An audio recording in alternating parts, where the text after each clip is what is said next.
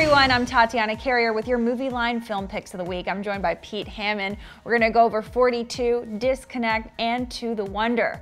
First up, 42. What you going to do if one of these pictures throws through your head? I'll duck.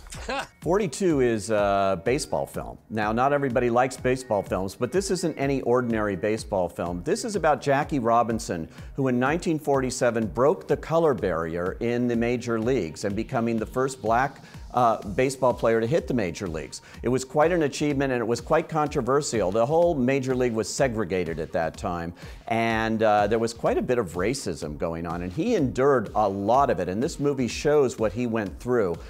Jackie Robinson himself actually made a movie of his life. That shows you how big it was in 1950, at the time that he was still in baseball. But Chadwick Boseman, who plays him, is terrific. He's actually more convincing as Jackie Robinson than Jackie Robinson ever was. And Harrison Ford, though, was a revelation to me. He's never played a real-life character before, and he plays the general manager of the Dodgers, the owner of the Brooklyn Dodgers, Branch Rickey, who's the one that said, let's do this. Let's make history, and he did. And he warns him, and he says, you gotta beware that this is not going to be easy, and it's not. And this movie is an important lesson, I think, is particularly for kids to see this film, because it's probably a part of history they don't know. We win if the world is convinced of two things: that you are a fine gentleman and a great baseball player. Okay, so what is your take? Is it a go or a no? Well, I think it's a go, particularly if you like baseball.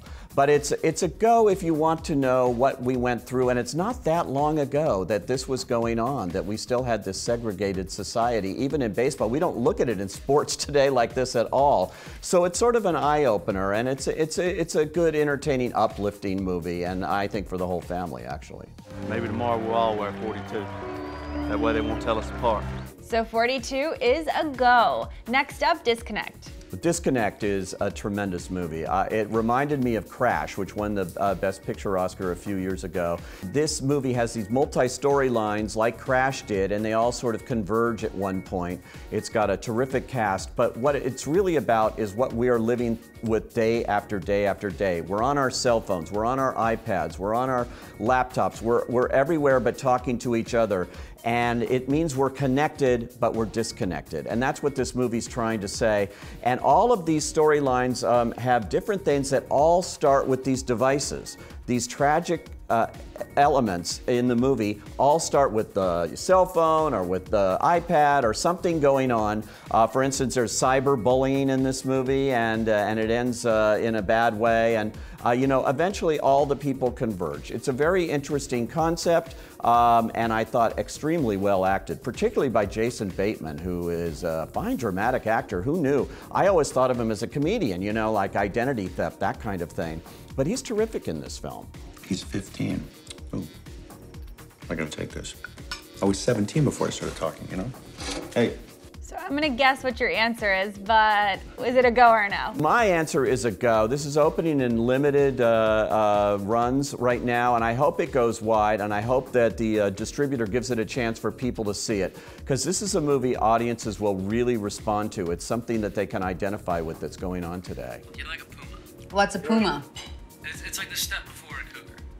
Wow, that's really depressing. Disconnect is a go. Lastly, we have To the Wonder. To the Wonder is the latest film from Terrence Malick. It's amazing he did another film so soon after The Tree of Life, which was last year, you know, and all of a sudden he's got another film because he waited 30 years between one film and another at one point in his career. He makes very few films, but now it seems like he's in a hurry. Terrence Malick's Tree of Life was nominated for Best Picture. It was a really interesting movie. It won the Cannes Film Festival. I thought it was inventive and but very moody, and it was very polarizing. You either loved it or you hated it, but it was worth seeing. To the Wonder looks like outtakes from Tree of Life. It is so slow. It's the same stuff, you know, with the whispered voices like that and all of this. Ben Affleck's in it. I don't think he has 12 lines of dialogue. He just sort of wanders around morosely. Olga Kurylenko is in it, Rachel McAdams.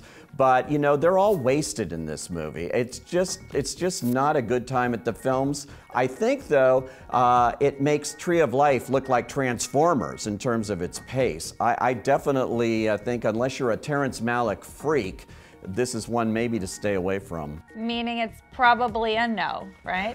This is definitely a no. It's a no for me, believe me. Emotions, they come and go like clouds. Love is not only a feeling, you show love.